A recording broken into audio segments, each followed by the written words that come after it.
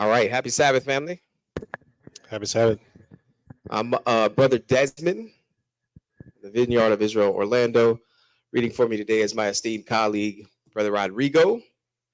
We are headquartered in Fort Worth, Texas, under our senior pastor, Pastor Al Bell.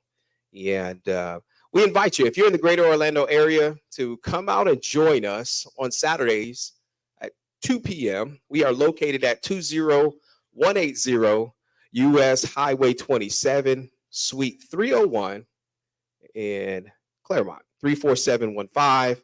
I'll say that again, 20180 U.S. Highway 27, Suite 301. And that's 34715 is the zip code. If you'd like to contribute to the ministry, you can do so online at thevineyardofisrael.com. We give thanks for those who continually partner with us in doing that. And if you're watching on YouTube, whether live or one of our videos, you can. We ask that you like, comment, and subscribe. Like, comment, and subscribe. All right. Without further ado, let's go ahead and get started. This is a continuation of our series, The 70 Weeks of Daniel and the Finished Work of Christ. The 70 Weeks of Daniel and the Finished Work of Christ. If this is your first time tuning in, what you can do is you can watch this video. It's complete and whole in and of itself. However, this is a part of a series. And so go back, and in order to get the full context of the teaching, the finished work of Christ and the 70 weeks of Daniel and how this ties in together, go back and start at video 1, right? Because we go through line by line, verse by verse in Daniel 9 and 24 and show how this has been fulfilled. Let's open up to John, the 19th chapter, John 19, and let's go through our first couple of verses just to kind of lay the foundation again, Brother Rod, of this teaching and what we're looking at and why. Again, we won't teach all the previous lessons. There is a specific thing that we've come to do today. So John chapter 19, pick it up at verse 28. John 19 and 28. And you got to go ahead. After this, Jesus, knowing that all things were now accomplished, that the scriptures might be fulfilled, saith, I thirst. Now there is set a vessel full of vinegar, and they filled a sponge with vinegar, and put it upon hyssop, and put it to his mouth. When Jesus therefore had received the vinegar, he said, It is finished. It is finished. Go ahead.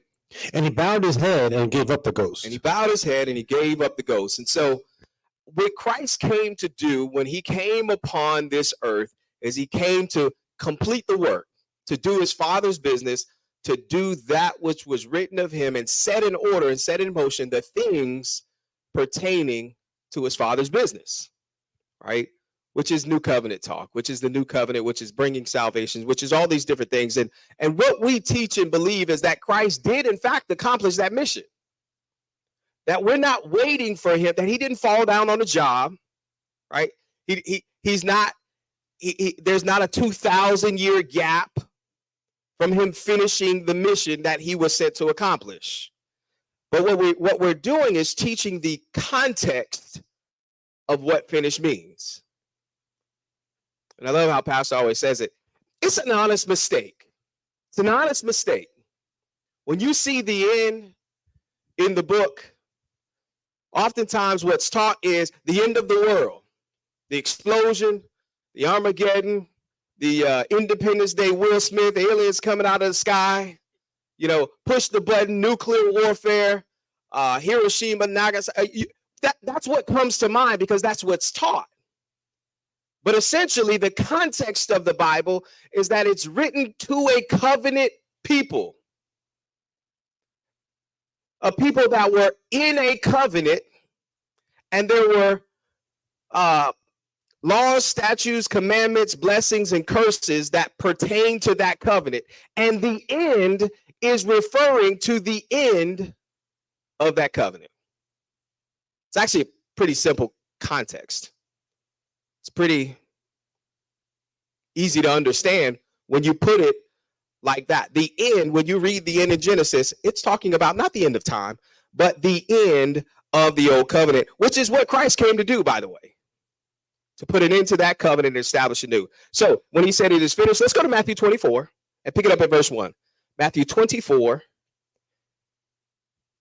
and verse 1. Matthew 24 and 1. When you have it, Brother Rod, let's jump right in. And Jesus went out and departed from the temple, and his disciples came to him for to show him the buildings of the temple. And Jesus said unto them, See ye not all these things? Verily I say unto you, there shall not be left here one stone upon another that shall not be thrown down. Yeah, go ahead. What And happened? as he sat upon the Mount of Olives, the disciples came unto him privately, saying, Tell us, when shall these things be? And what shall be the sign of thy coming and the end of the world? Okay, so I what I did was just lay the precursor of the end of the world. The context here in biblical language is not the end of the world. Yep. The nuclear codes, push the buttons, let's see what happens. It's the end of the Age. age, right?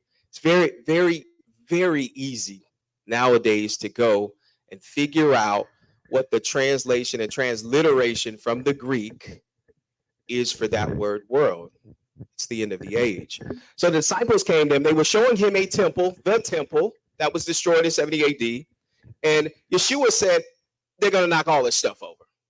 Then they came back because they were alerted and said, tell us, when shall these things be? Because we understand that there's an age that's going on that pertains to what we do now under this old covenant system. There's a priesthood, there's sacrifices, and there's a temple. And if they're going to knock all this stuff over, that would be a demarcation of the end of the age. Mm-hmm. So when is the end of the age? Now skip down to verse 13 and let's read a little more, because this is what we're coming to put the pieces together to, right? It's finished, the finished work of Christ, and how this ties into Daniel's 70 weeks. Skip down to verse 13 and read.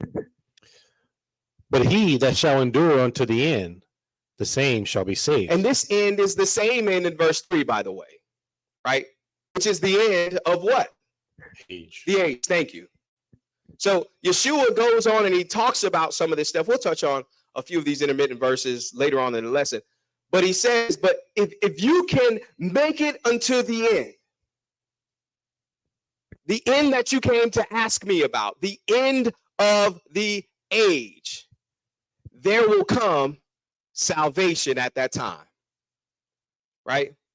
And again, context clues. What drew them to ask about the end of the age? The temple being destroyed, right? The temple being destroyed. This is important. Okay, keep going. And this gospel of the kingdom shall be preached in all the world, Yes. for a witness unto all nations, and then shall the end come. And what end? Check it to see if you're still awake. Age. The end of the age. Go ahead. When ye therefore shall see the abomination of desolation spoken by Daniel the prophet standing in the holy place, whoso readeth, let him understand. Go ahead. Then let them which be in Judea flee into the mountains.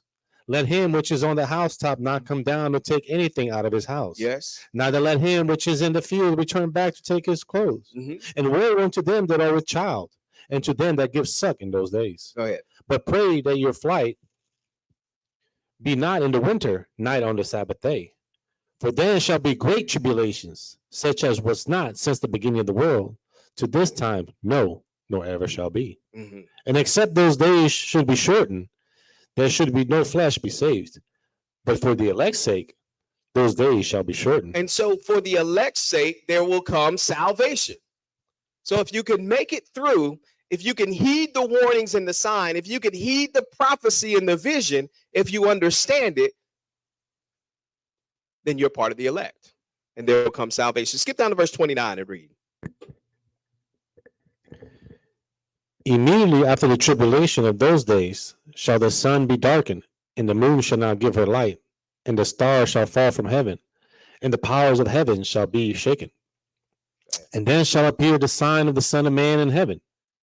And then shall all the tribes of the earth mourn, and they shall see the Son of Man coming in the clouds of heaven with power and great glory. Yes. And he shall send his angels with a great sound of a trumpet, and they shall gather together his elect from the four winds, from one end of heaven to the other. Yes.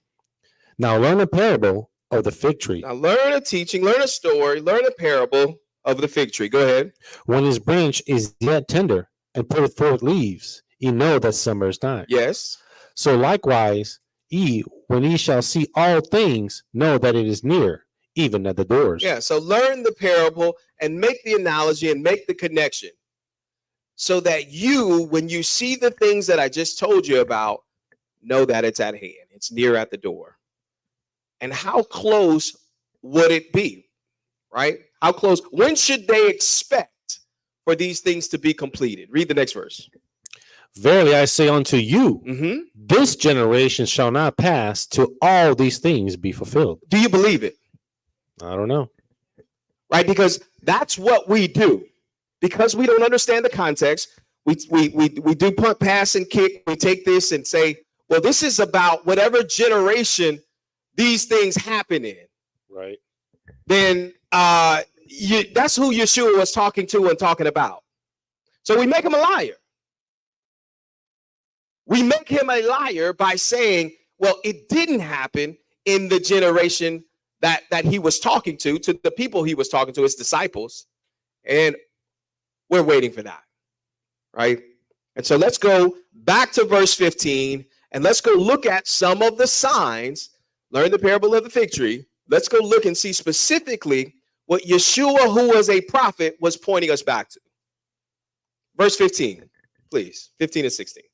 When ye therefore shall see the abomination of desolation spoken by Daniel the prophet, stand in the holy place, whoso readeth, let him understand. So Yeshua is specifically telling his disciples that you need to go, if the end that you should be saved from, that you can endure, the signs, you have to go back to what Daniel was saying and get understanding of that prophecy.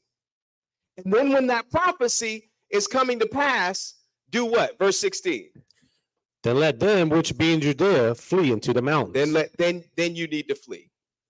Right? There comes salvation in that. Let's go back to Daniel because he's pointing us back to Daniel. And this is where we've been focusing our series. Is in the book of Daniel, specifically the 9th chapter.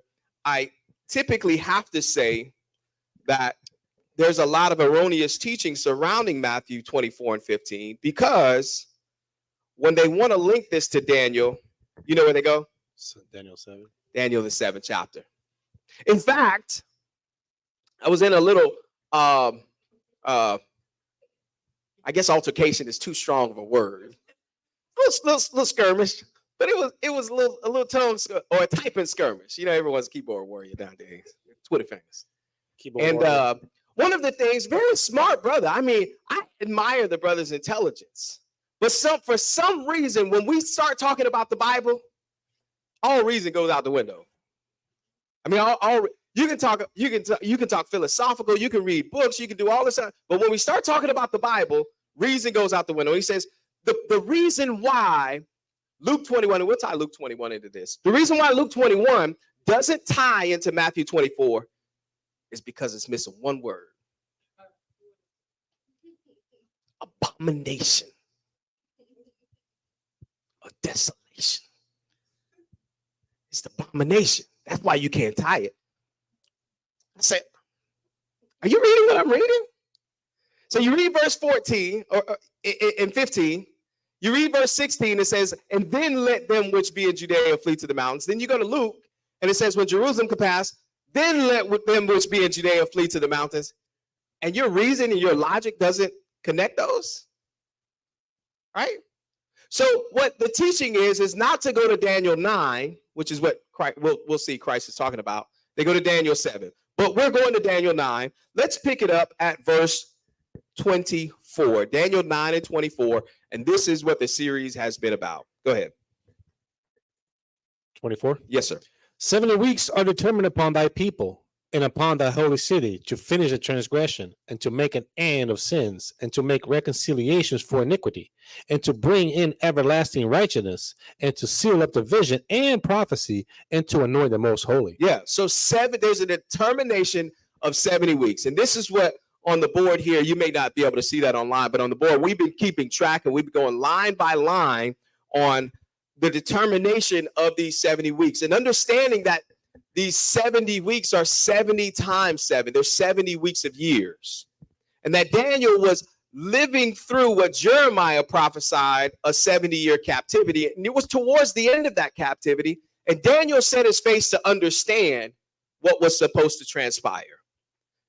And this is what we're reading when the angel came to Daniel to give him skill and understanding. Whoso readeth, let him understand. He gave him these points, and he said 70 weeks are determined upon thy people. Did we understand who Daniel's people were? Yes. That's in one of the previous lessons. Yes, Do we know what the holy city is and where that is? Yes. Okay, so we're getting context. Do we understand what finishing the transgression means in context? Mm-hmm. Yeah, we did. If you don't, that's okay. Take some time, go back to one of the previous lessons, and you can get some understanding there. And to make an end of sins, right? Does that mean that there will be no more sin ever on the earth? Mm-mm. No, there's context and understanding behind that. We check that off. And to make reconciliation for iniquity and bring in everlasting righteousness. We touched on bringing in everlasting righteousness and the reconciliation for iniquity in our previous lessons. Again, a shameless plug. Go back and watch those lessons. Go back and test those scriptures. Test the reason. Test the context. And leave us a comment. Either way, leave us a comment on those videos. What we've come to now, though, is seal up vision and prophecy. And this is one of those things where, just like the rest of it, it's difficult to comprehend if we really don't take a studious look at what Daniel is talking about, what the angel is saying. But here's a question I have for you. Why do we not have books of the Bible that extend past what we know as the book of the Revelation of Jesus Christ? It's finished. That was the end, right? So there hasn't been any other now I'm talking about, kind of the Mormons and Joseph and whatever his name was, and he has another testimony or testament of Jesus. I'm talking about what we know as canon of scriptures. Even when the canon of scriptures was put together in the 1600, why is there nothing past the first century?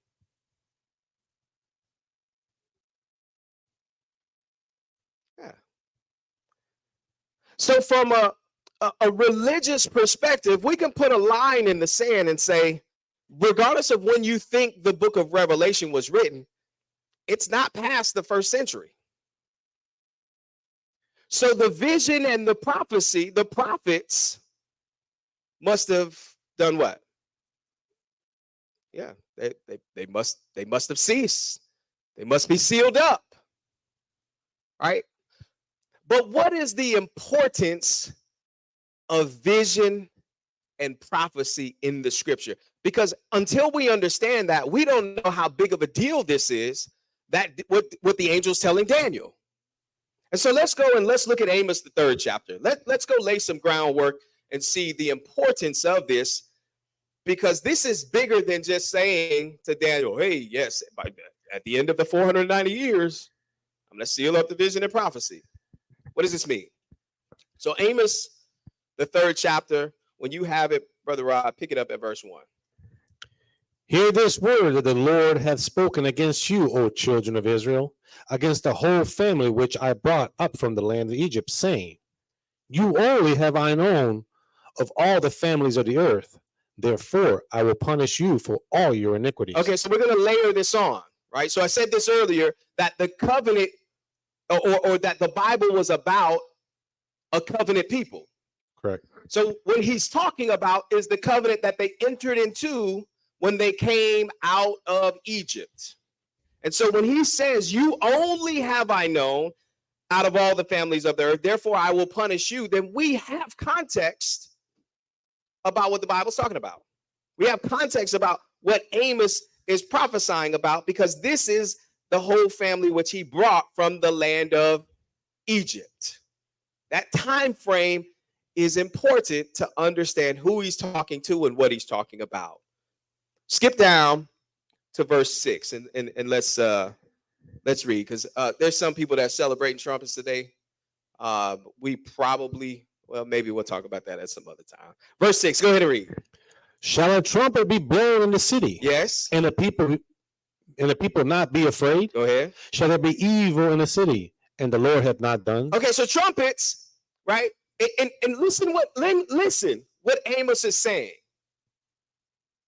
about the trumpet being blown and who's bringing the drama and where's it coming to. Yeah.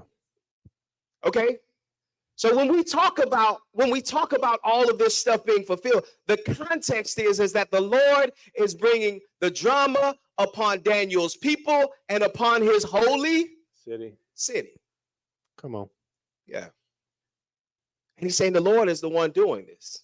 These be the days of vengeance. Vengeance for what? All of this stuff fits in. Now, but watch. We're talking about vision and prophecy. Watch verse 7. Read it. Surely the Lord will do nothing, but he relieveth his secret unto his servants, the prophets. This is important to understand. That before the Lord does anything, he reveals his secrets, his plans, his interpretation of what he's going to do to the prophets. Haven't Right. seen any in 20,000 years. He's going to reveal his secrets to his servants, the prophets. So before destruction comes on the city, there should have been a prophet that said, hey, when you see Jerusalem compassed with armies, then you should flee. Correct. Right? Because these are going to be, there should have been somebody that was revealing God's secret to his people before he brought evil on the city.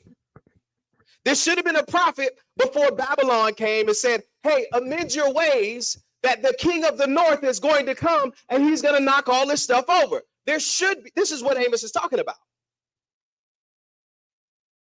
That there should have been a prophet serving their generation. Yes, sir.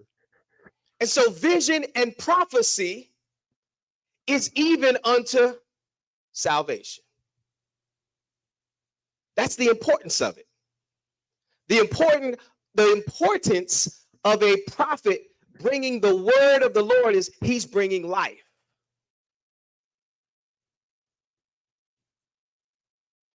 So certainly the Lord will do nothing until he reveals his secrets to the servants of the prophets. Now, Amos talked about, let's go back to Egypt, because he said, I brought you out of Egypt. Let's go look at a time and again, continue to set the foundation. Go to Numbers, the 12th chapter.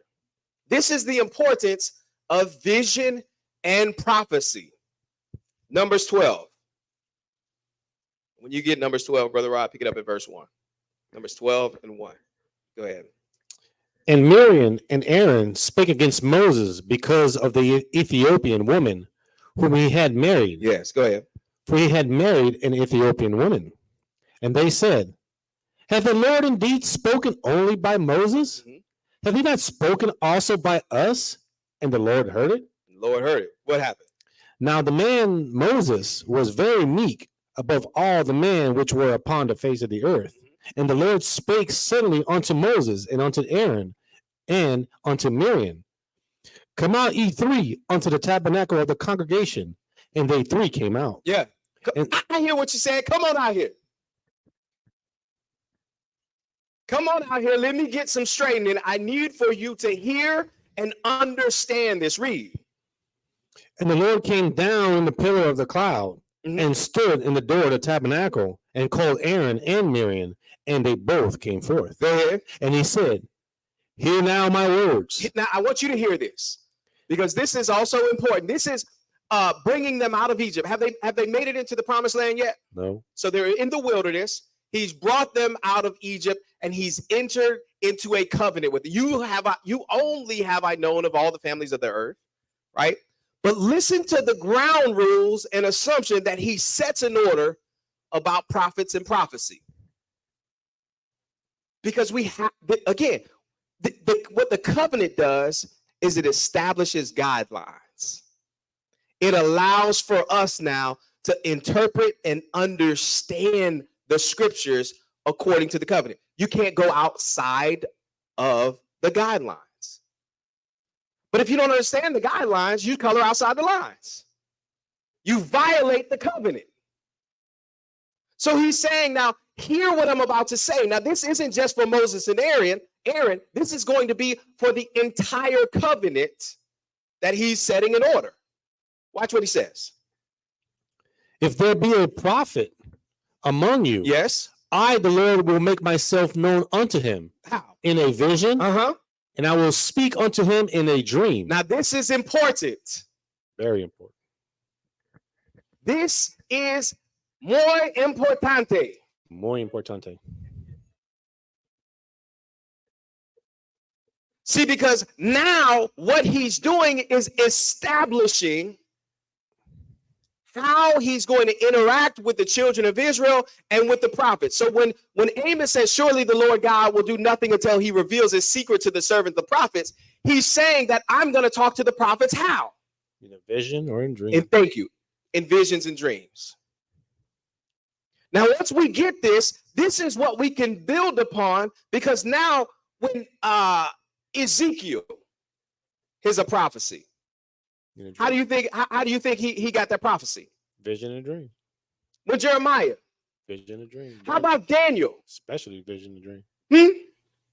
So now when these prophets are prophesying and we're reading the prophecy, we know that it's a vision or a dream that has to come to pass. Or in other words, it's not hyper literal. What do I mean by that? That whatever the vision is, whatever it is, it has to be interpreted properly. Let me give you an example, because this is one that a lot of people seem to understand. We're not going to go through this, but Peter was hungry. What happened with Peter? Y'all help me out. So all manners of He went into what? A trance, which is another word for he's seen a what? A vision. Now, in that vision, what did he see?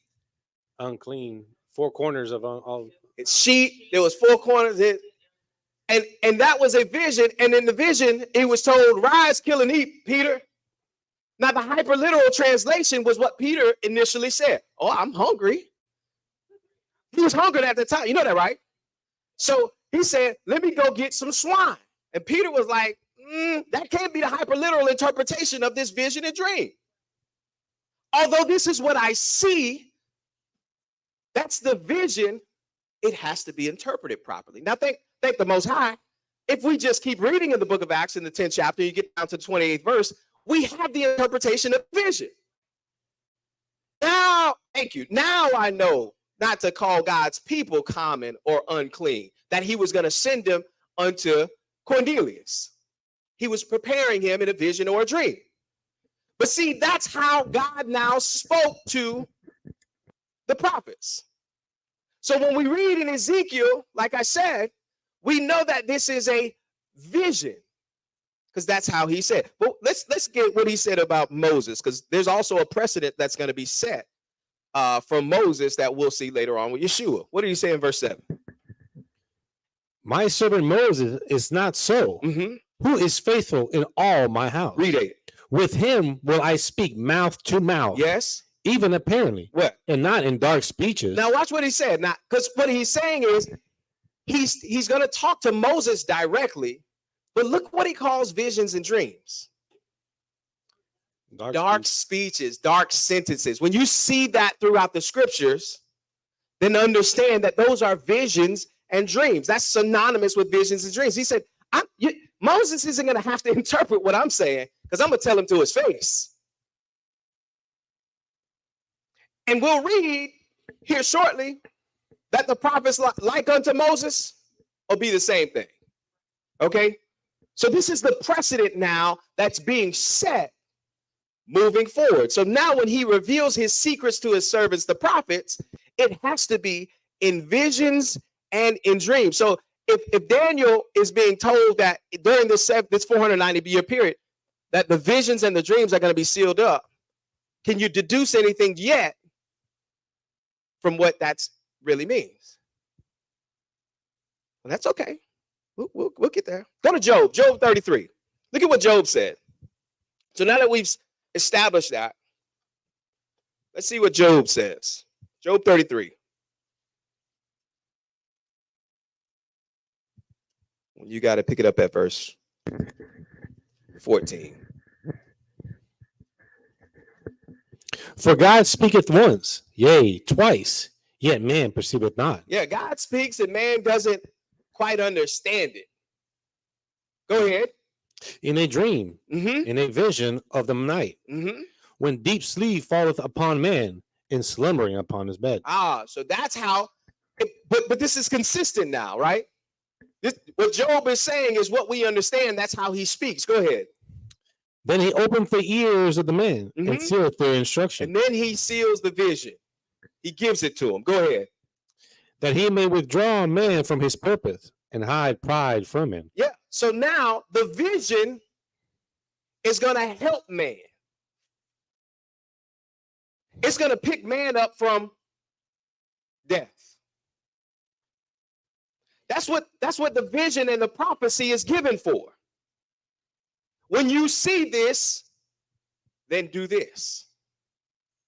And so the vision and the dream is given to man, and he's going to seal it. Go ahead. 18. He keepeth back his soul from the pit. Yes. And his life from perishing by the sword. And he keepeth back his soul from the pit and his life from perishing by the sword. Go to Proverbs 29. Proverbs 29. Because this proverb, I'm guilty of it. This proverb I've used out of context. Proverbs 29. And this proverb now, in context, should make sense. And we'll see it play out through the rest of the scripture, right? Proverbs 29 and verse 18. What does it say? Where there is no vision, the people perish. So if Job is saying that God speaks to man in a vision or a dream, and that vision or the dream is to try to help man, save him from his destiny, which is death apart from God, that he saves his soul from the pit. When there is no vision, what do you think men are going to do? Fall upon his wayside. Men will die. So where there is no communication from the Most High, where there is no prophecy, where there is no vision, the people will do what? Okay, so now we understand the importance of vision and prophecy. We also should understand that the connection of the prophets and the priesthood to God was important to the people. Because if the prophets and the priesthood wasn't hearing from God, there's no vision. What would happen? The people die, right? Let's go look at an example. Go to 1 Samuel chapter 3. 1 Samuel 3. We can see this throughout scripture because where there is no vision, the people perish. Now, there's some great application in leadership where you can take that and say, hey, yeah, people have to be led the right way and you have to cast a vision of where you want to go and all that stuff. But that's not the context. Remember Lot's wife. That's not the primary application. Right? 1 Samuel 3. I just want one verse here, and then we'll go look at a story. 1 Samuel 3 and 1. Because where there's no vision, the people perish. Go ahead. 1. Yes, sir. And the child Samuel ministered unto the Lord before Eli. And the word of the Lord was precious in those days. Yes. There was no open vision. There was no open what? Vision. Yeah. So you got to go get the backstory. We don't have time for it. Go back to 1 Samuel chapter 3. You can look at Eli's sons, Hophni and Phinehas, and what the evil that they were doing. And as Samuel came around, because Eli and his sons, now Eli was righteous, but Eli didn't stop his sons. So there was no vision. So it was scarce. So the word of the Lord, because of the prophets and priests going out of the way, caused the people to err. You see how where there's no vision, the people perish? Right? There's no direction. Go to the 28th chapter of 1 Samuel. Let's look at an example here. 1 Samuel 28 and verse 3. 1 Samuel 28, we're going to read 3 through 7 here and do a little skipping. Go ahead, Brother Rob. Now Samuel was dead, and all Israel had lamented him. Now this was Sam. If you go read the story of Samuel with his and with Hannah and stuff, so he dedicated his life to the priest and he was upright, right? And so the word of the Lord would come to Samuel, and there would be vision and prophecy. And they could count on that. They could count on it so much so that the king would count on it. Now, when Samuel died, let's see what happened. And buried him in Ramah, even in his own city. And Saul had put away those that had familiar spirits and the wizards out of the land. Which he was supposed to do, and he did. Go ahead. And the Philistines gathered themselves together and came and pitched in Shunem. And Saul gathered all Israel together, and they pitched in Gilboa. Yes. And when Saul saw the host of the Philistines, he was afraid, and his heart greatly trembled. Go ahead. And when Saul inquired of the Lord answered him not, neither by dreams, nor by Urim, nor by prophets. So now Saul needed, what did he need? He needed a vision. He needed prophecy. He needed a word. Right now he's scared because his prophet, he couldn't go inquire. And where there is no vision, the people do what? Die. They err and they perish. So this is the importance of it. So what did Saul do? Keep reading. 7. Then said Saul unto his servants, seek me a woman that hath familiar spirit, that I may go to her and inquire of her. And his servants said to him, behold, there is a woman that hath familiar spirit at Endor. Yeah, so you know, there's a lot of layers to this, right? If Saul, which he did, cast out all the familiar spirits, how could at the drop of a hat his servants know where this witch at Endor is? How could they so quickly predict? Oh, you know what? Yeah, I'll tell you where she at. I got questions. How you got this intel? That's not what we have. Let's skip down to verse 11. Go ahead. Then said the woman, whom shall I bring up unto thee? Yeah, so he went to the witch at Endor, and he said to the woman, and she asked him, who shall I bring up? What did he say? And he said, bring me up Samuel. Bring me up Samuel. Okay, let's jump right down. Skip down to 15 and read. And Samuel said to Saul, why hast thou disquieted me to bring me up? Yeah. Saul answered, I am sore distressed. Why?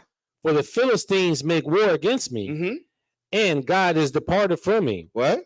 And answereth me no more, neither by prophets nor by dreams. Therefore I have called thee, that thou mayest make known unto me what I shall do. This is what the visions and the dreams do. This is what vision and prophecy does.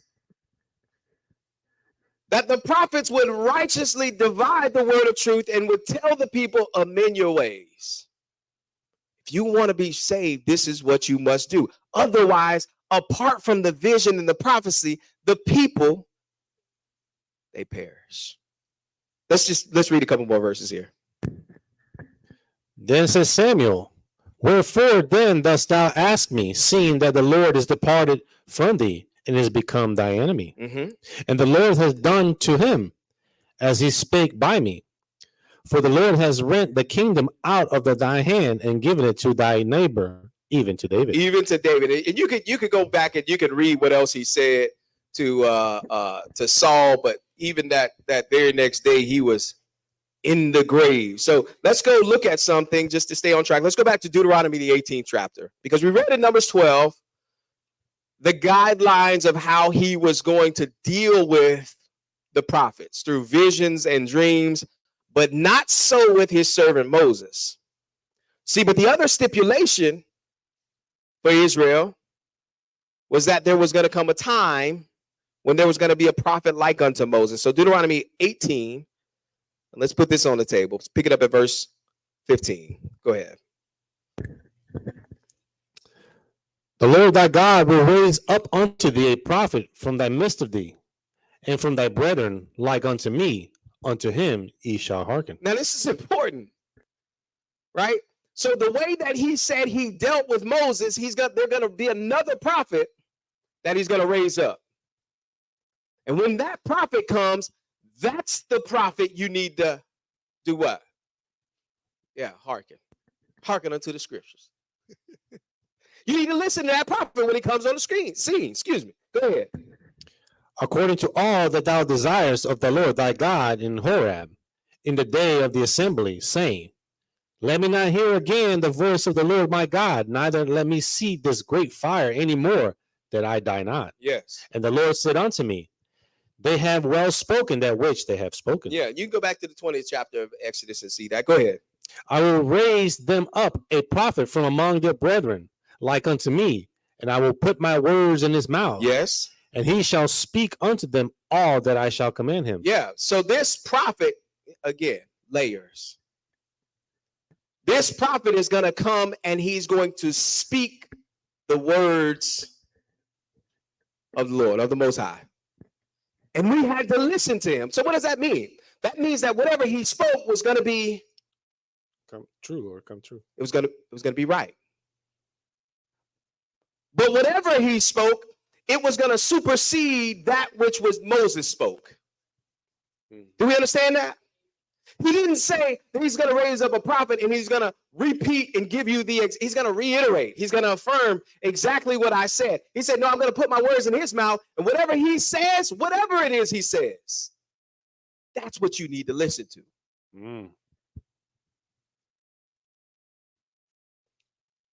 19. If you don't, what happened? And it shall come to pass that whosoever will not hearken unto my words, which he shall speak in my name, I will require it of him. So again, let's tie this back in. So when this prophet comes and he speaks the word, when he gives the prophecy or the vision, when he speaks the word, when he speaks the life, if you don't listen to it, you don't have the prophecy.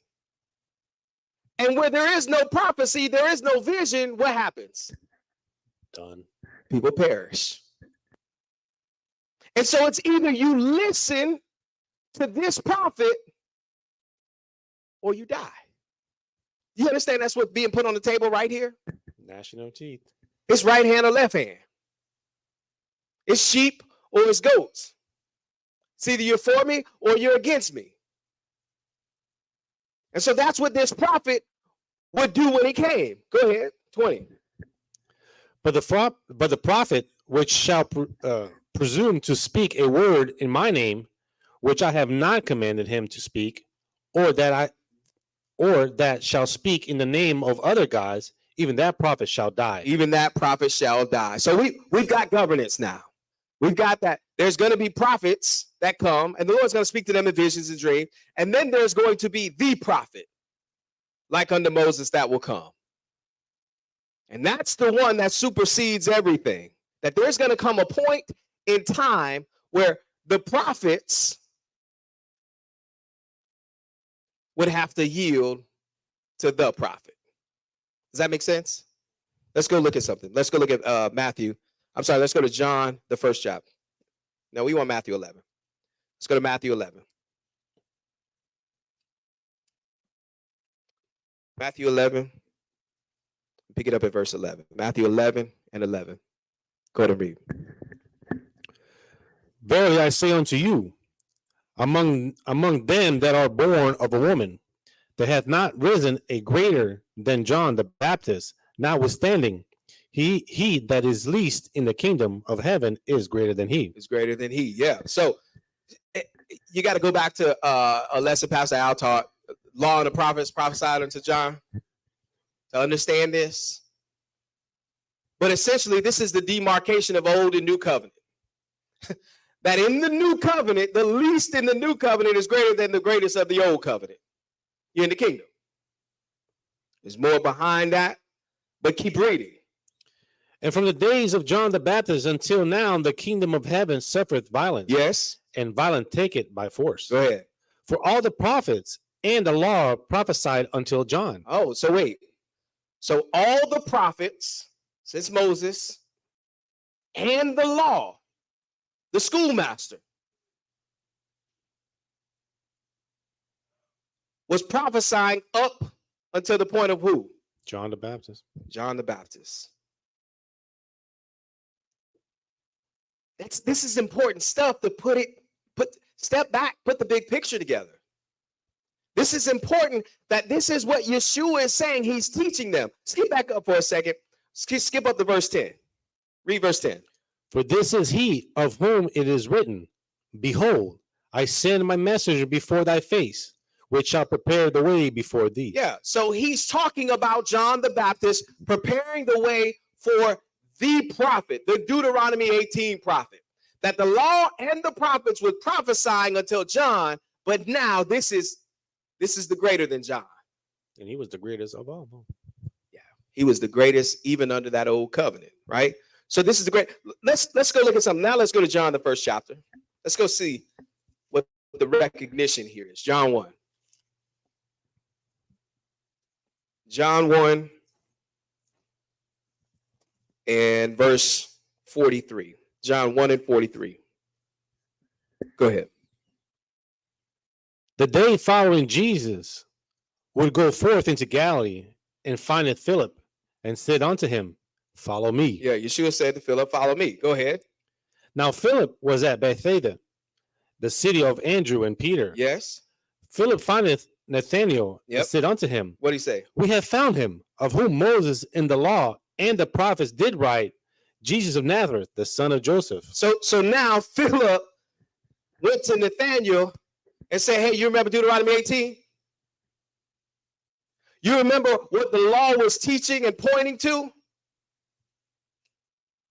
We found him. We found him. That's awesome.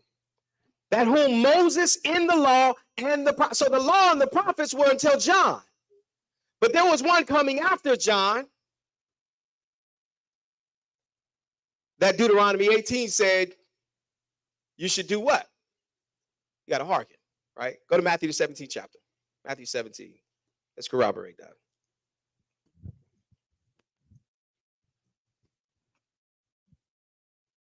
Matthew 17 and 1. I'm going to read 1 through 5. Go ahead. And after 6 days, Jesus taketh Peter, James, and John, his brother, and bringeth them up into a high mountain apart, and was transfigured before them. And his face did shine as the sun, and his raiment was white as the light. Yes. And behold, there appeared unto them Moses and Elijah talking with him. Then answered Peter and said unto Jesus, What did he say to shoot? Lord, Go ahead. Is it good for us to be here? He said it is good. It was exclamation. That's what he said. It's good for us to be here. Go ahead. If thou wilt, Mm-hmm. let us make here 3 tabernacles, Yes. one for thee, and one for Moses, and one for Elijah. And what happened? While he yet spake, behold, a bright cloud overshadowed them. And behold, a voice out of the cloud which said, This is my beloved Son, in whom I'm well pleased. Do what? Hear ye him. Oh. So now even the Father is testifying to the Deuteronomy 18 prophet. Can't be a greater testimony than that. So Philip said to Nathanael, we found him, right? When the law of Moses and the prophets. And now the heavens open up, and Peter and John are there, and they hear it. Hear ye him. Go to Hebrews, the first chapter. Hebrews 1. So now that when Yeshua has come on the scene,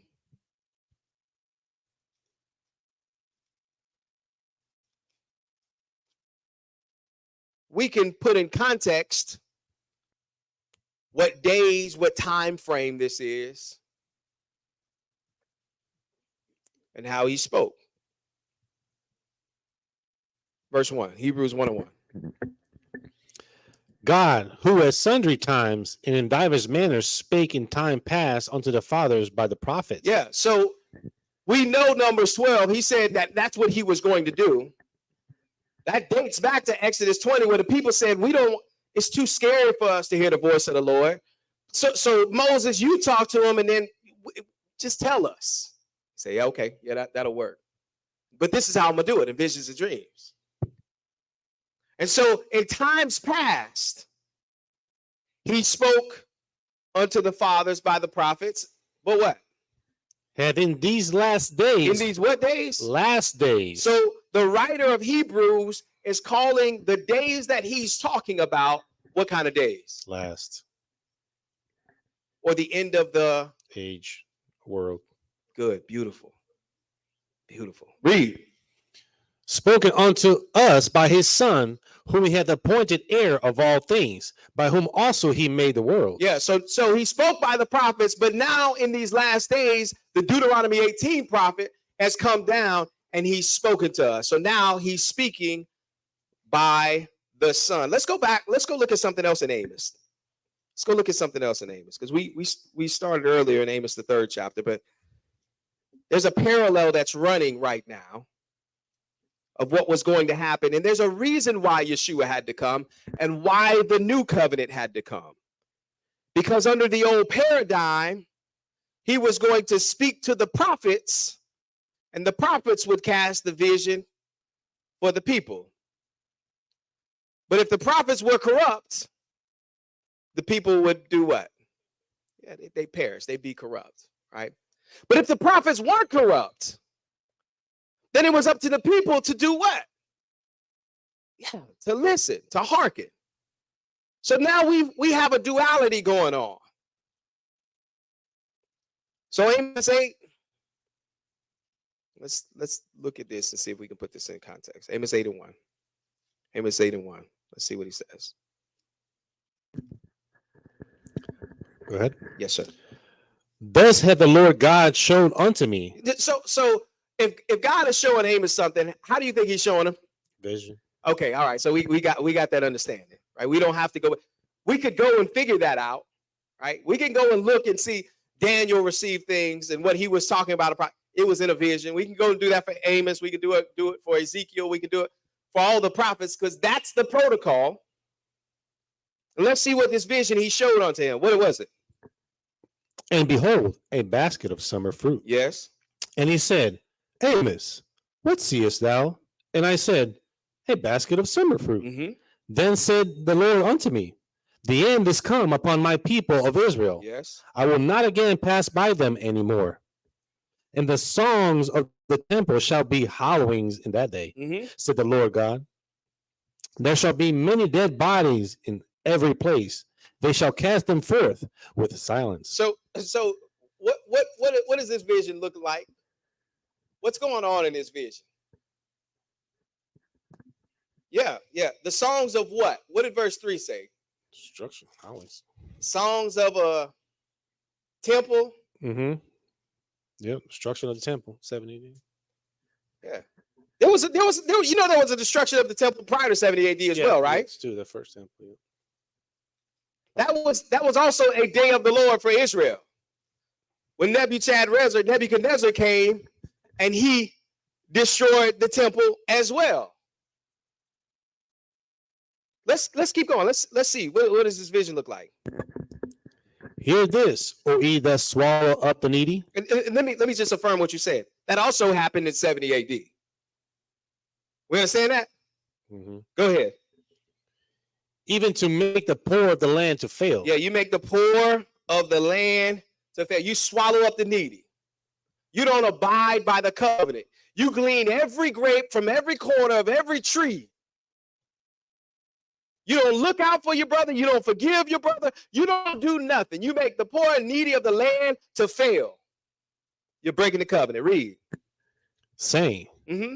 when will the new moon be gone, Yes. that we may sell corn, and the Sabbath, that we may set forth wheat, making the ephah small and the shekel great, and falsifying the balances by deceit. By deceit. Skip down to verse 7 to read. The Lord has sworn by the excellency of Jacob, surely I will never forget any of their work. Yeah. And so instead of the new covenant, well, I'll remember their sins no more. He said, oh, I'm retaining these. I have to. Got to get my lick back.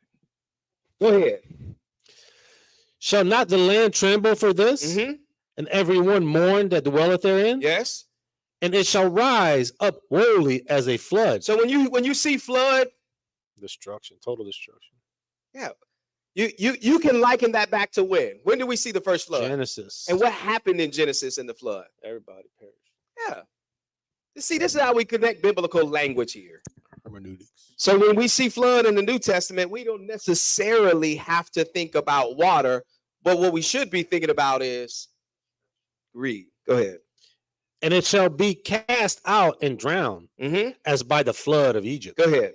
And it shall come to pass in that day, said the Lord God, that I will cause the sun to go down at noon, and I will darken the earth in the clear day. Does anyone know when that happened? Christ at the cross.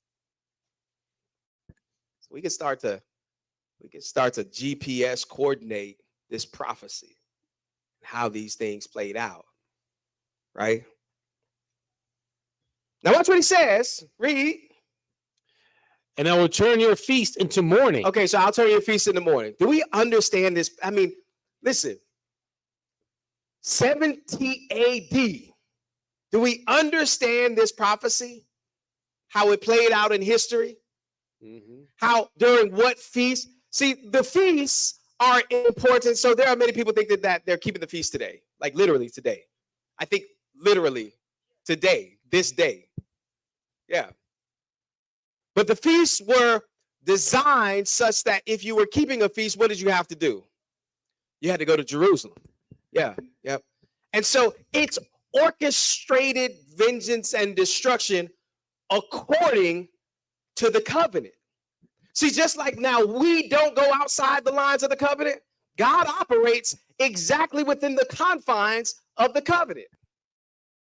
And so during the feast in 70 AD, the people were shut in. They came back and were shutting during that period. Maybe we'll get some history at some point to deal with this. But this feast and these feast days would be turned into what? Because the people would perish. Read. And all your songs into lamentation. Yes. And I will bring up sackcloth upon all your loins and baldness upon every head. Yes.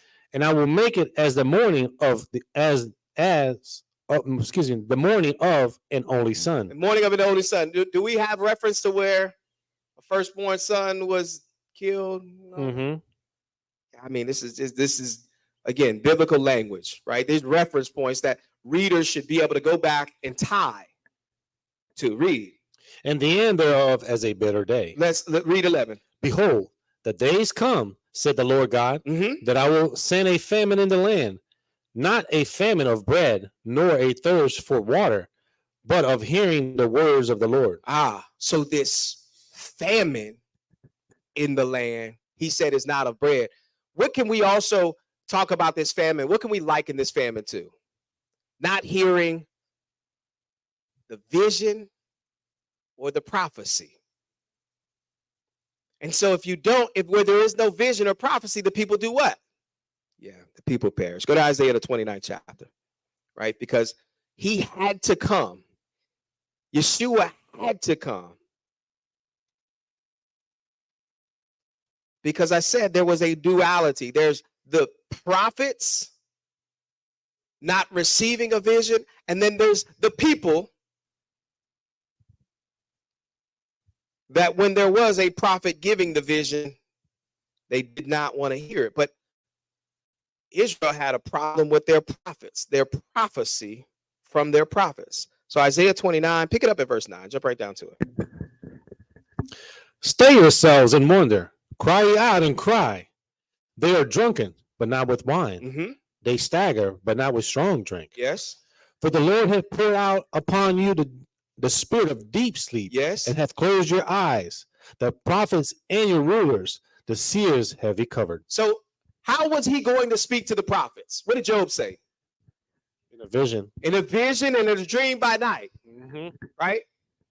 But now Isaiah is saying that the Lord has poured out the spirit of deep slumber or deep sleep and has closed your eyes so that you can't see the vision. They would not be able to see. So that seeing they would not see, and hearing they would not hear. So there's going to be a famine. Because now if the seers cannot see, if the prophets cannot prophesy, then there's no vision. Go ahead and read. 11. And the vision of all is become unto you as the words of a book that is sealed. They don't understand it. The book is sealed. If the book is sealed, there is no vision and there is no prophecy. So therefore, the people will what? Okay, I keep reiterating. Almost like Revelations, the book is sealed. That's what all right, you better teach it. Okay. Keep reading. Which man delivered to one that is learned, saying, Mhm. read this, I pray thee. And he said, what? And he said, I cannot, Yeah, for it is sealed. it's veiled. I don't understand it. I can read, but I don't understand. It's sealed. Read. And the book is delivered to him that is not learned, saying, read this, I pray thee. And he said, I am not learned. So that's how desperate you get. Somebody can read it. You bring it to them and they say, I read it. I don't know what it says. I don't understand. Heaven and earth shall pass away. I don't know what it means. The sky's gonna drop. I know he said this generation, but I either he's lying or I'm reading it, but I don't see it. You get so desperate that you go and you take it to someone that is illiterate and say, well, he did me no good. I brought it to the learned man. You might as well have the kids interpret it that can't read. You might as well have the third grade dropout. He said, I can't read it. I can't help you. Read. 13. Wherefore the Lord said, for as much as this people draw near me with their mouth and with their lips do honor me, but have removed their hearts far from me, and their fear toward me is taught by the precept of men. Yes. Therefore, behold, I will proceed to do a marvelous work among this work. people, Yes. even a marvelous work and a wonder. For the wisdom of their wise man shall perish, Mhm. and the understanding of their prudent man shall be hid. Yeah, you know what Yeshua said? Yeshua went and he said, he prayed unto the Father openly that they could hear. He said, I thank thee, O Father, that you have hidden these things from the eyes of the wise and the prudent, and you have revealed them such as unto babes and such as would learn. So that the gospel was hidden, the message, the salvation, the prophecy, it was hidden to those that did not have his spirit. Right? And so he's saying that let's keep reading. Go ahead, keep reading. Woe to them that seek deep to hide their counsel from the Lord, Mhm. and their works are in the dark. Yeah. And they say, who seeth us? Yes. And who knoweth us? Nobody see what's going on around here. Let's do a little bit more of this. It's double dipping. Who knows what's going on? Mm-hmm. Read. Surely your turning of things upside down shall be esteemed as a potter's clay. For shall the work say of him that made it, he made me not? Or shall the thing framed say of him that framed it, he had no understanding? Yeah. So you think you're doing it in the dark, but as the potter's on that wheel and he's rolling that clay, what he'll do is he'll flip that clay upside down to mold it. He'll expose that. Surely he would do that. And so they couldn't see, they couldn't read. It was like they had the book, it was delivered, and it was sealed. Now let's go to Revelation, the 5th chapter, as Rodrigo was teaching. Let's go look at it, because he's exactly right. You better teach, brother, right? See, but when you see this, now you can put it together. Look at the dire. Let's get context, right? Because John, what is the book of Revelation? John is where? And where was he caught up? In a what? Vision. Okay.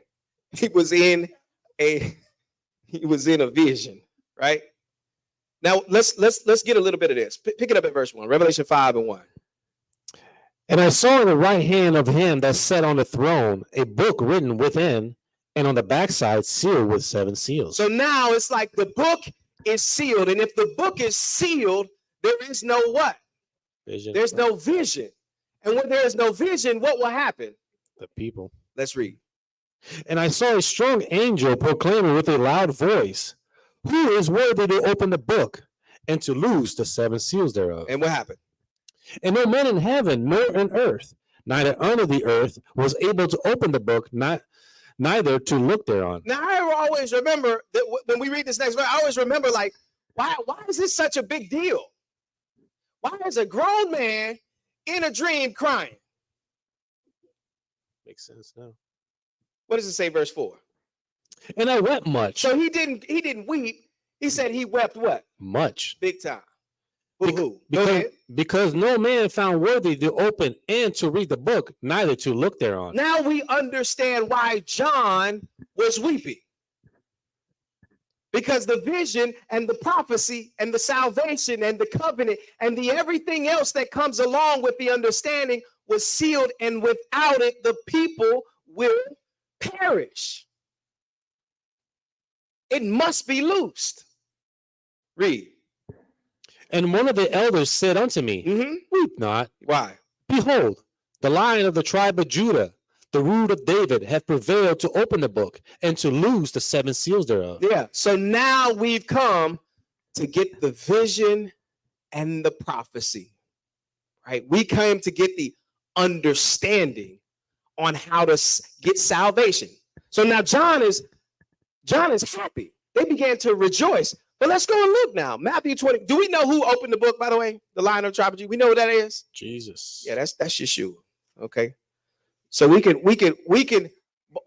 as the writing of the revelation of Jesus Christ is playing out, we can see what that looks like, what this vision looked like, because John is going backwards and forwards, right? We can see what that looks like and how it was fulfilled most of the time in real time. Let's go to Matthew 24, though, because now there was a prophet that was coming to prophesy that which was in the book.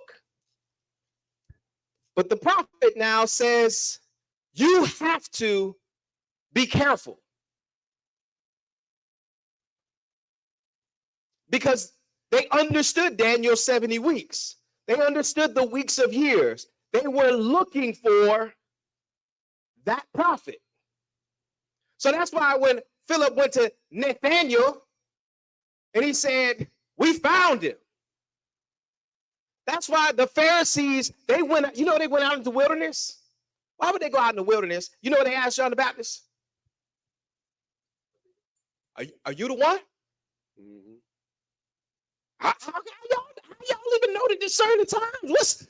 How y'all? Because they understood time and context. They understood that prophecy that during that time frame, the prophet like unto Moses would come, the Messiah would come. You know who else understood it? Woman at the well. She said, we know that you sound like a prophet, and we know that when the Messiah comes. So they were looking for a prophet to unseal. They understood that. But watch. Matthew 24. Let's go get some more context here. Start back at verse 1. I know we read it already, but that's okay. We'll double dip. Go ahead. And Jesus went out and departed from the temple, and his disciples came to him for to show him the buildings of the temple. Yes. And Jesus said unto them, see ye not all these things? Verily I say unto you, there shall not be left here one stone upon another that shall not be thrown down. Mm-hmm. And as he sat upon the Mount of Olives, the disciples came unto him privately, saying, tell us, when shall these things be? And what shall be the sign of thy coming and the end of the world? Go ahead. Now watch what Yeshua said, right? What did he say? And Jesus answered and said unto them, take heed that no man deceive you. Take heed. Now who is he talking to? The disciples. Okay, now he's telling his disciples, you need to be very, very careful that you do not get deceived. Did he say to his disciples, hey, Pope Benedict III, Benedict Arnold, he's coming. It's a Roman Catholic Church, and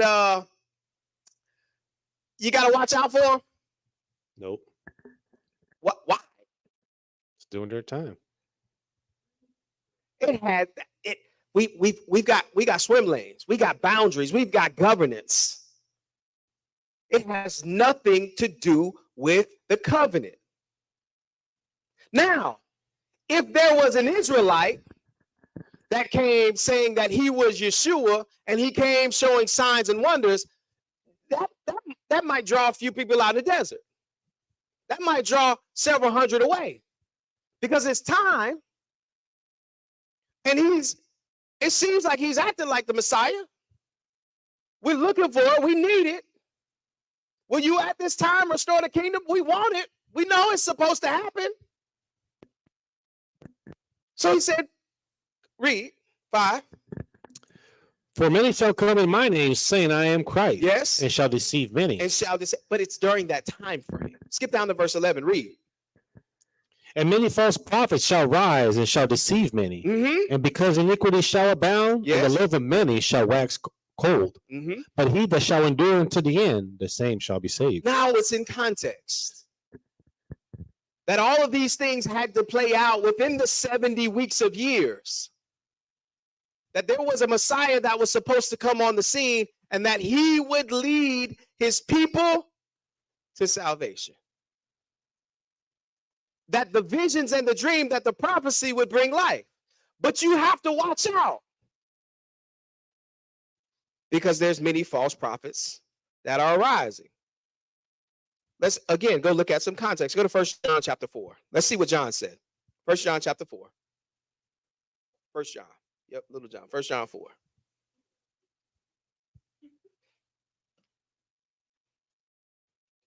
Yeah, I call St. John Big John. Big Joker. Guaranteed. All right, 1 John 4. Let's look at what John said, right? Because Yeshua said, you got to be careful. There's many false. Yes. 1 John 4. And pick it up at verse 1. Go ahead. Beloved, believe not every spirit, Mm-hmm. but try the spirits whether they are of God. Yeah, you got to test this out. Why? Because many false prophets are gone out into the world. Wait, you're telling me that John is saying that this is already happening during his time? Yeah, context. He's writing to them already. So John, who was hearing Yeshua say, hey, you got to be careful that these things are going to happen in this generation. These things will come to pass. The people knew that, so the false prophets also understood something was going to happen. And John is saying there's many false prophets. Isn't that what Yeshua said? That would come before the end? John said they're here. Read. Hereby know ye the Spirit of God. Yes. Every spirit that confesses that Jesus Christ is come in the flesh is of God. Yes. And every spirit that confesses not that Jesus Christ is come in the flesh is not of God. No, it's not. Right. Go ahead. And this is that spirit of the Antichrist, whereof ye have heard it, that it should come. Mm-hmm. Even now already is it in the world. It's already here. The Antichrist, that spirit is already here, just like the many false Christs are already out in the world. Read. Ye are of God, little children, and have overcome them, because greater is he that is in you than he that is in the world. He that is in you. This is what Yeshua came to do. Go to Hebrews, the 8th chapter, right? Because we understand under the old covenant that he was coming to talk to the prophets in visions and dreams. But the prophets had all gone aside and gone astray. The rulers in Israel, the Pharisees, the scribes, the religious people, well, we know the majority of them were wicked. They couldn't discern. So Hebrews, the 8th chapter, so when Yeshua come, the prophet like unto Moses, he came to bring the new covenant, the new way of dealing with and doing God's business. Instead of now going through these prophets that were going out of the way, every man or woman could be taught of God directly. That the Spirit of God within us would allow for us to communicate directly with him. That the Spirit would turn those believers in that day into prophets. That direct connection now to be taught of God. So Hebrews the 8th chapter, go down to verse 8. Hebrews 8 and 8. Go ahead and read. Hebrews 8. And 8. Yes, sir.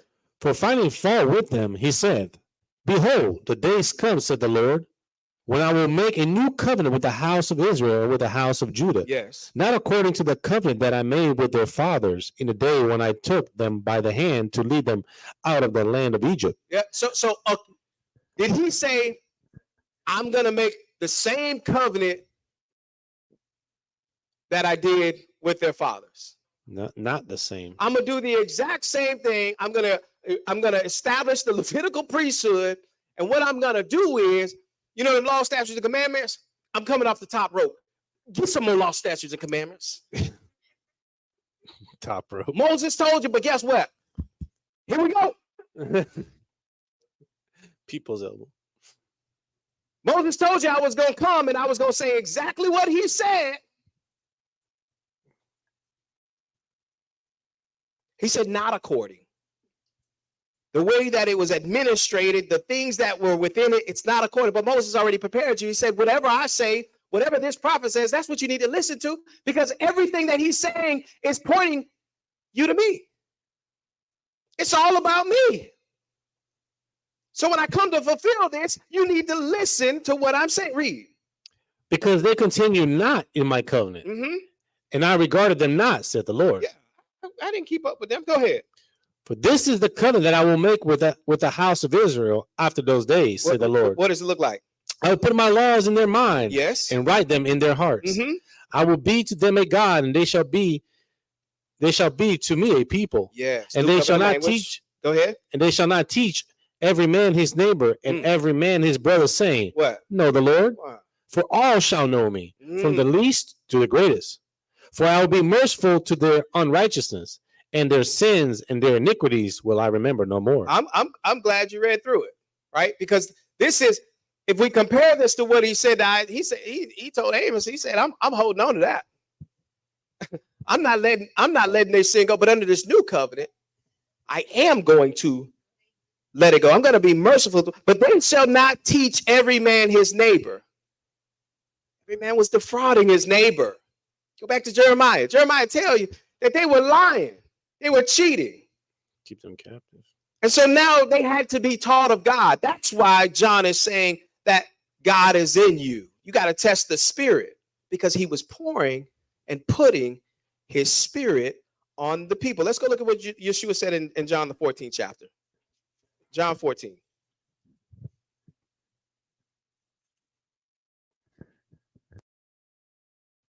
John 14. Pick it up at 15. John 14 and 15.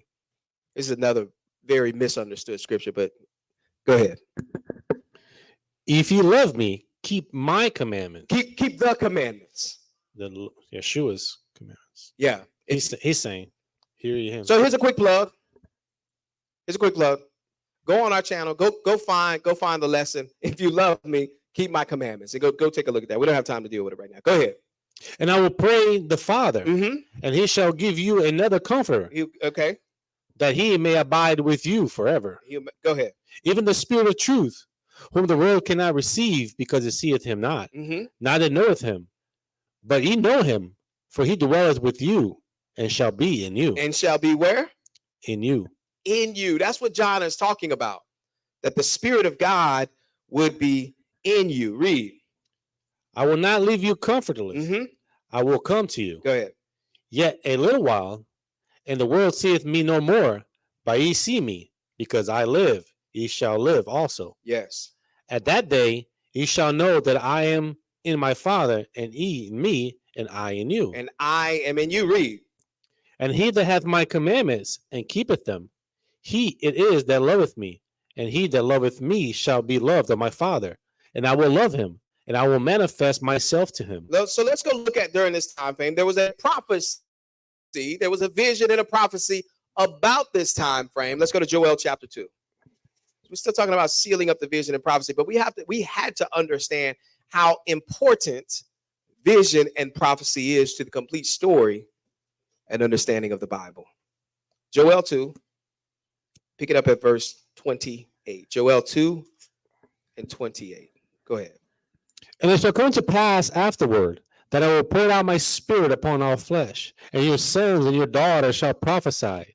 Your old man shall dream dreams, your young man shall see visions. Okay, so the importance of this, going back to Numbers the 12th chapter, was that that's how he was going to speak to the prophets through visions and dreams. And without it, the people perish. But if the prophets and the priesthood were defiled, then the people were set up badly. There's no vision. And so in order for me to keep my word, what I'm going to do is put my spirit in you, and you will prophesy. You will be taught of God. I will be in you. There's no more intercessor. There's no more, hey, Moses, you priesthood, you go talk to God and then come and tell us. This is the importance. And we know that in Acts, the 2nd chapter, Peter said, you know that vision that Joel had? You know that prophecy? This is that which was spoken of by Joel, by the prophet Joel. And in the last days, what did Peter call it? Yeah. This is the interpretation of that. Go ahead and read. And also upon the servants and upon the handmaids in those days will I pour out my spirit. And I will show wonders in the heavens and in the earth, blood and fire and pillars of smoke. And the sun shall be turned into darkness, the moon into blood, before the great and the terrible day of the Lord come. Yes. And it shall come to pass that whosoever shall call on the name of the Lord shall be delivered. For in Mount Zion and in Jerusalem shall be deliverance, as the Lord has said, and in the remnant whom the Lord shall call. And in the remnant whom the Lord shall call. So he was going to do away with the old paradigm. Let's go look at a prophecy Joel had. I'm sorry, Zechariah had. Zechariah, the 13th chapter. Zechariah 13. This is all pointing to the new covenant. This is all pointing to the sealing up of vision and prophecy, the 70 weeks being fulfilled.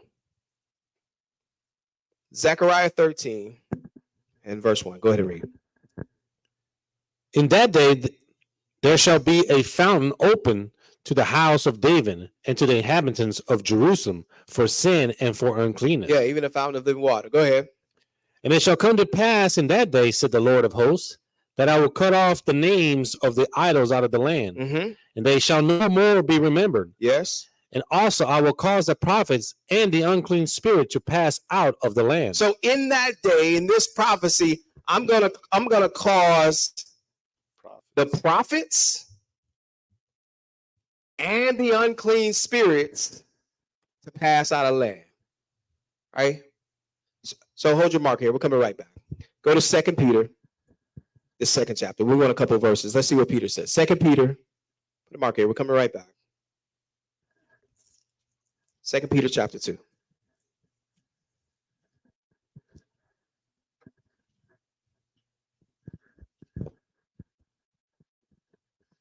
Second Peter chapter 2. Because Yeshua said, beware of who? False prophets. John said that there were false prophets where? Already out here.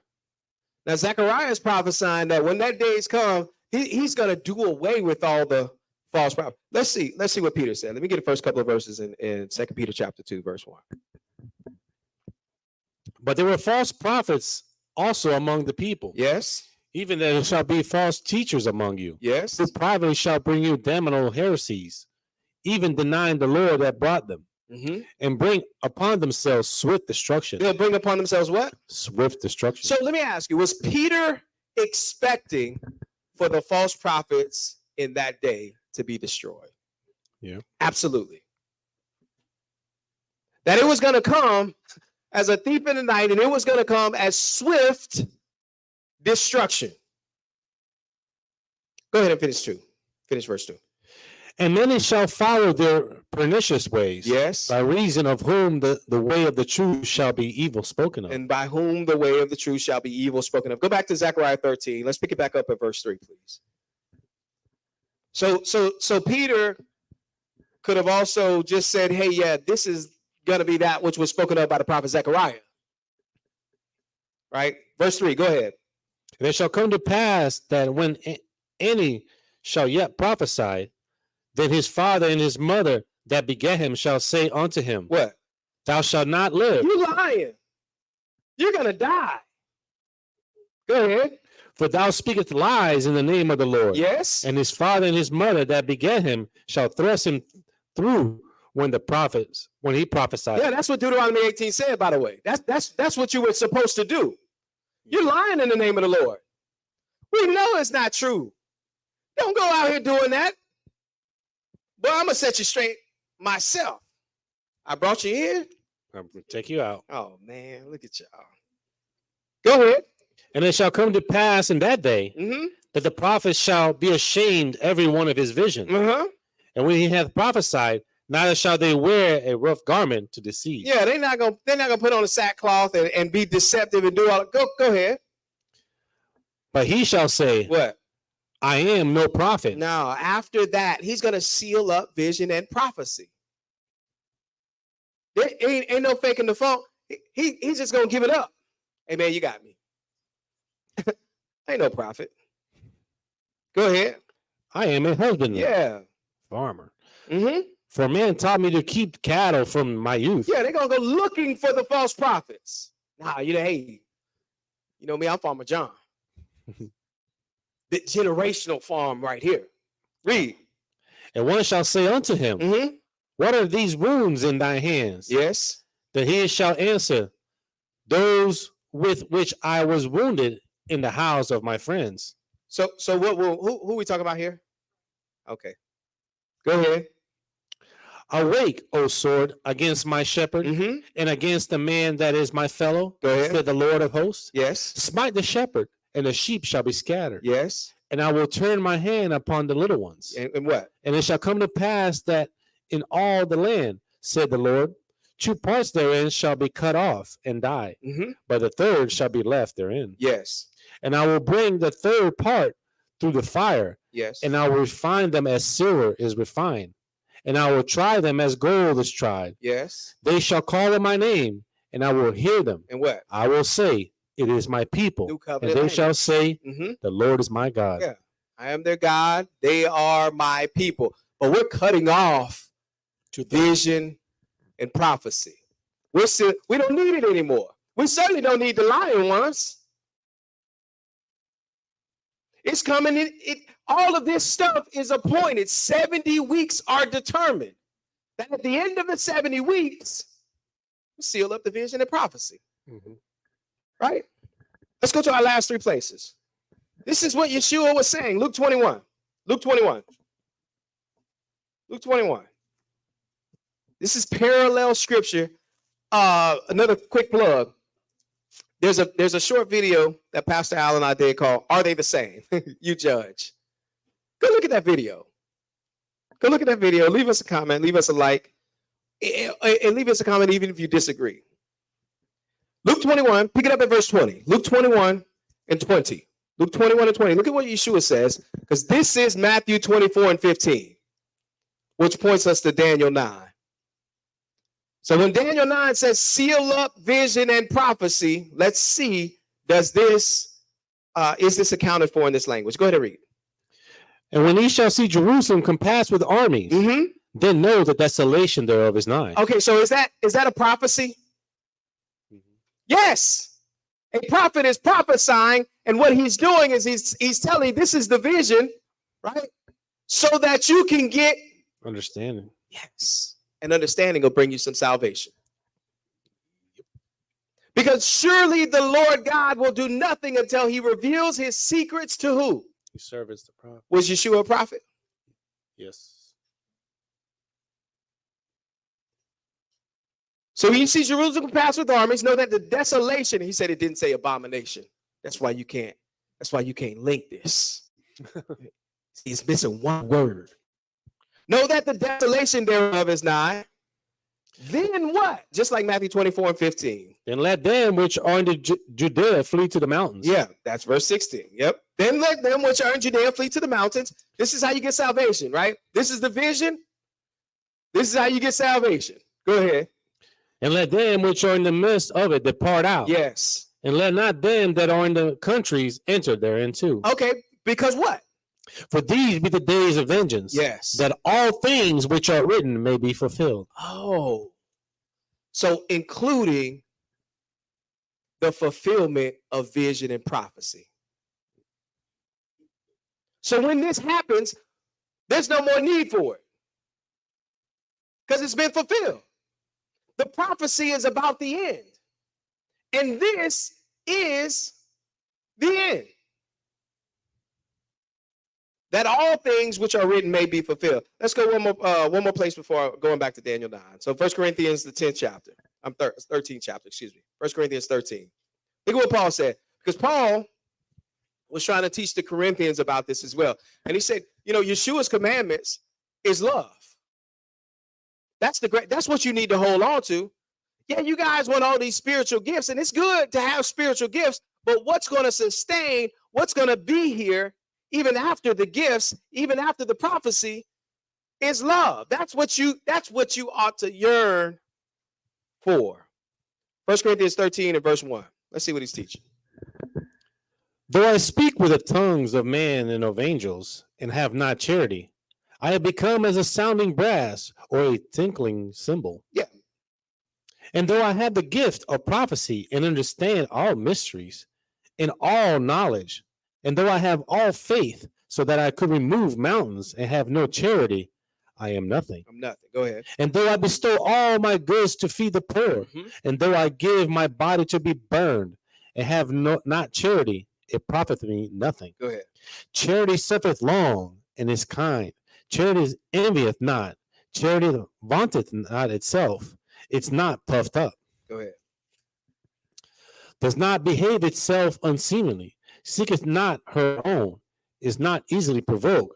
Thinketh no evil. Rejoice not in iniquity, but rejoice in the truth. Beareth all things. Believeth all things.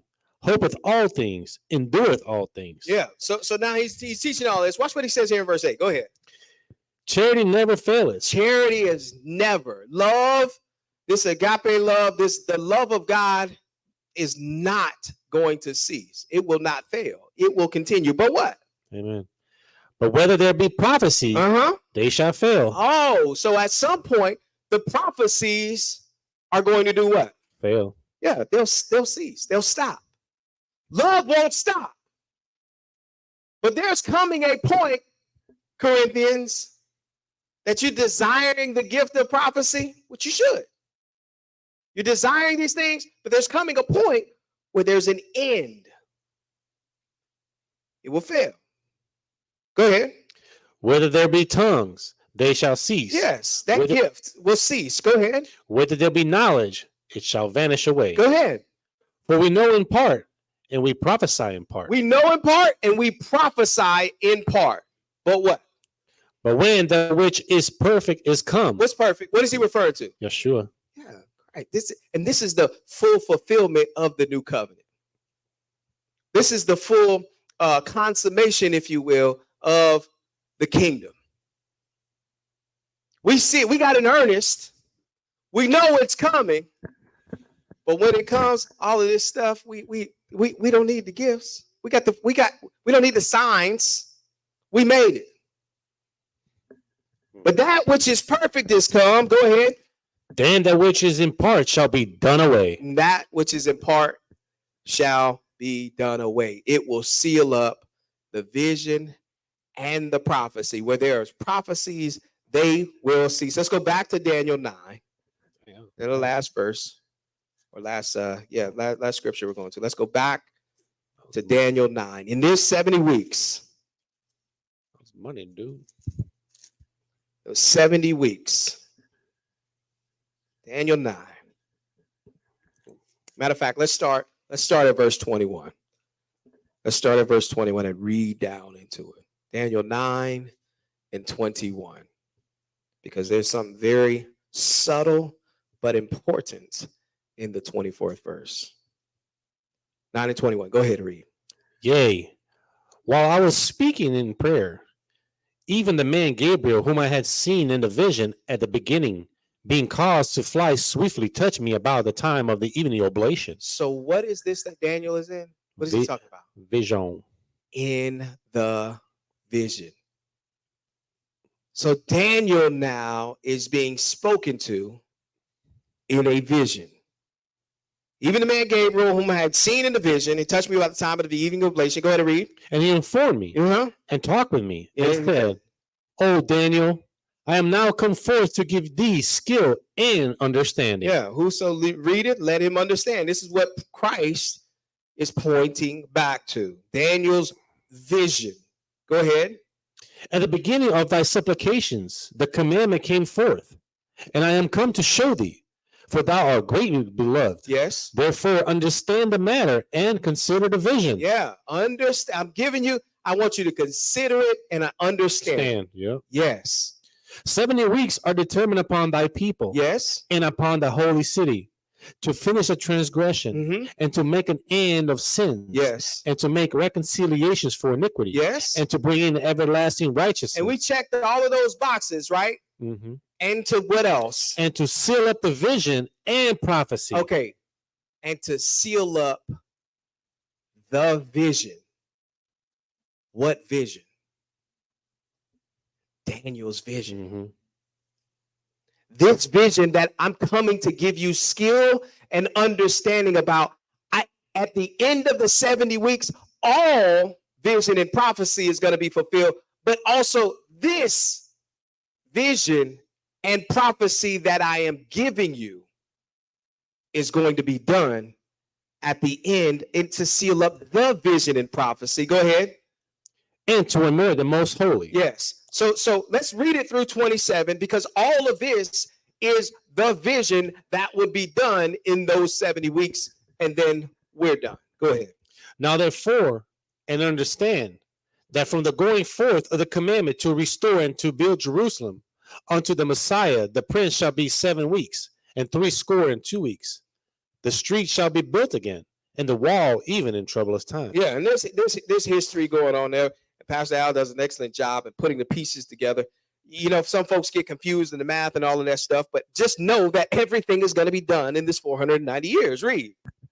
And after 62 weeks shall Messiah be cut off, but not for himself. Yes.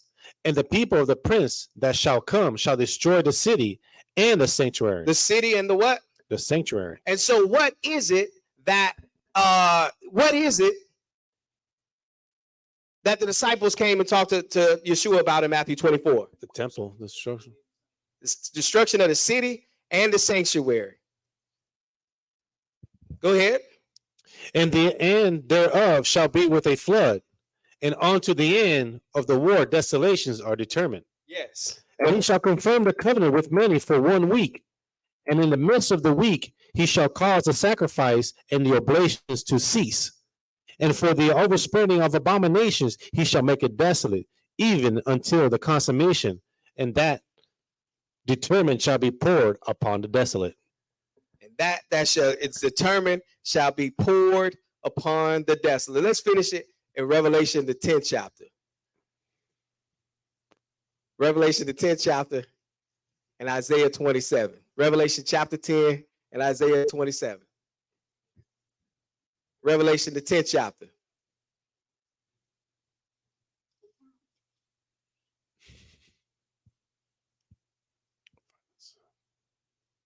Revelation chapter 10, because this fits right in, hand in glove. This fits right in.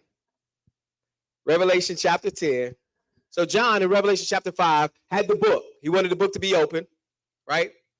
Now let's look and understand what he told his secrets to the servants, the prophets. That's what Amos, the 3rd chapter, we open up. Revelation 10, verse 5. Revelation 10 and 5. Go ahead and read.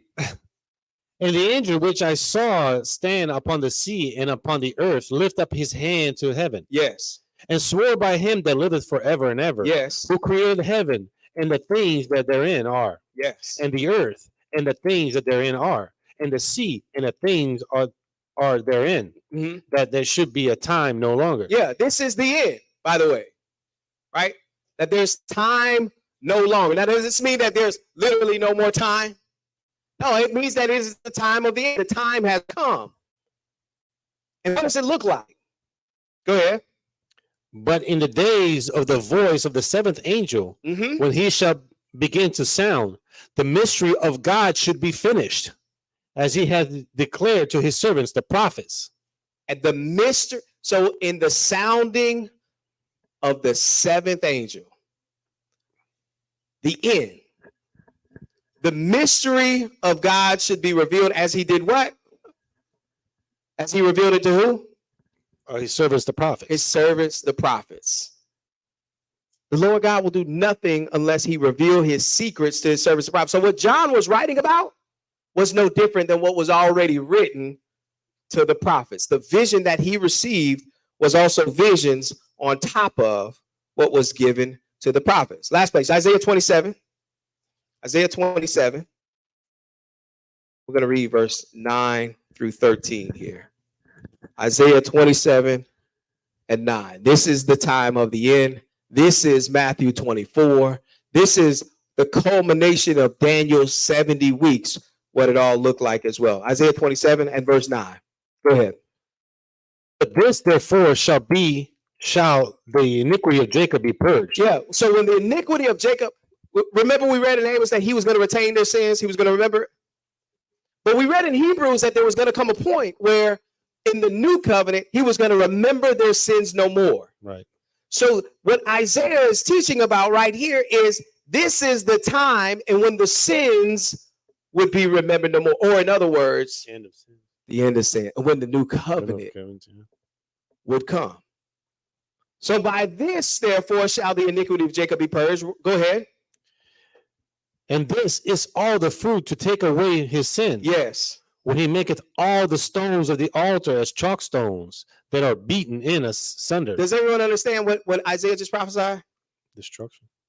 See ye not all these stones? There will not be one left upon another. Mm-hmm. Isaiah is saying when all the chalk stones of the temple of the altar are beaten asunder, ground to powder, and not left one upon another, mm-hmm. That's the end. This is the mystery of the prophets being revealed. This is the end. Go ahead. The groves and images shall not stand up, yet the defense city shall be desolate, and the habitation forsaken, and left like a wilderness. Yes. Be left like a wood. Go ahead. There shall the calf feed, and there shall he lie down and consume the branches thereof. Yes. When the boughs thereof are withered, they shall be broken off. The women come and set them on fire. Yes, go ahead. For it is a people of no understanding. Mm-hmm. Therefore, he that made them will not have mercy on them. Yes. And he that formed them will show them no favor. Go ahead. And it shall come to pass in that day that the Lord shall beat off from them the channel of the river unto the stream of Egypt, and he shall be gathered one by one, O ye children of Israel. Yeah, so what he talked about in verse 9 was the end. And he backed up and said, but until then, it's like a wilderness. The people, they need living water to come to it. And then in that day, when that living water comes, he's going to start recovering. You know, how would they be recovered? What's the tool? The gospel. Yeah. The gospel. That's right. Go ahead. And it shall come to pass in that day That what? that the great trumpet That shall the be what? great trumpet. That the great trumpet. Now the trumpet, you remember what he said in Amos, 3rd chapter? Yeah, shall be blown. When the temple, by this, therefore, shall the iniquity of Jacob be purged. The atonement will happen. Right? You either listen to the prophet like unto Moses, or it's going to be required of you. You either accept his blood or you shed your blood. The time frame, right? The sounding of the seventh trumpet. The mystery of God shall be revealed. This is that seventh trumpet that we just read in Revelation 10. Go ahead and finish this. And they shall come, which were ready to perish in the land of Assyria, and the outcasts in the land of Egypt, and shall worship the Lord in the holy mountain at Jerusalem. And all shall come up. At this point, the vision and the prophecy is sealed. We've been tracking through the 70 weeks of Daniel, showing the finished work of Christ and trying to put the entire story together. I am Brother Desmond. Reading for me today again is my esteemed brother, Brother Rodrigo. We are the Vineyard of Israel. We ask that you like, comment, and you subscribe to our videos and go and check out some of our other videos. You can donate online at thevineyardofisrael.com. And again, if you're in the greater Orlando area, come and check us out, 20180 US Highway 27, Suite 301. That is in Claremont, 34715. Thank you again for your time.